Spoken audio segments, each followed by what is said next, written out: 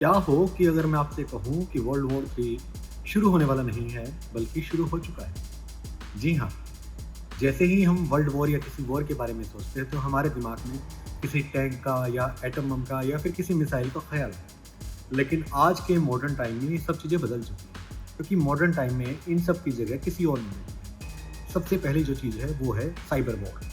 Cyber war में एक देश दूसरे देश पर साइबर अटैक करता है, जिसमें वो उस देश के सारे सिस्टम्स को हैक कर लेता है और सारी चीज़ें अपने कंट्रोल में ले लेता है। साथ ही साथ वो सारे इंटरनेट और सारे नेटवर्क को कंट्रोल करता है। जब किसी पावरफुल कंट्री का मन करता है, वो उस देश का सारा नेटवर्क काट देता है या सारी की सारी जितने रिसोर्सेज ऑनलाइन उसको मिल सके, सारे के सारे बंद कर दिए जाते हैं। क्योंकि सोचिए, अगर किसी देश का बैंकिंग सिस्टम कुछ टाइम के लिए भी अगर बंद हो जाए, तो पूरे के पूरे देश की इकोनॉमिक क्रैश हो सकती है। और दूसरा नंबर आता है इकोनॉमिक वॉर का।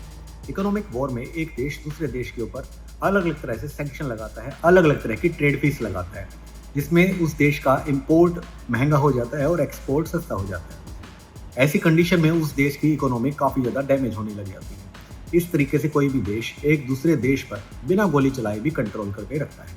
और तीसरा सबसे बड़ा नंबर आता है प्रॉक्सी वॉर्स का। प्रॉक्सी वॉर में कोई भी बड़ा देश या पावरफुल देश किसी छोटे देश को कंट्रोल में लेके उसको एक अपने प्यारे की तरह चलाता है।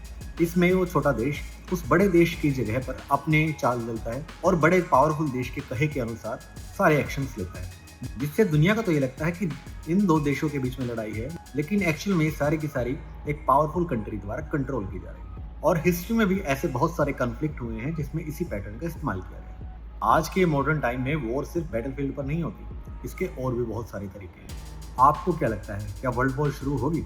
कमेंट सेक्शन में ज़रूर लिखिए। और ऐसे ही अमेजिंग फैक्ट्स के लिए चैनल को सब्सक्राइब कीजिए एंड फॉलो फॉर मोर।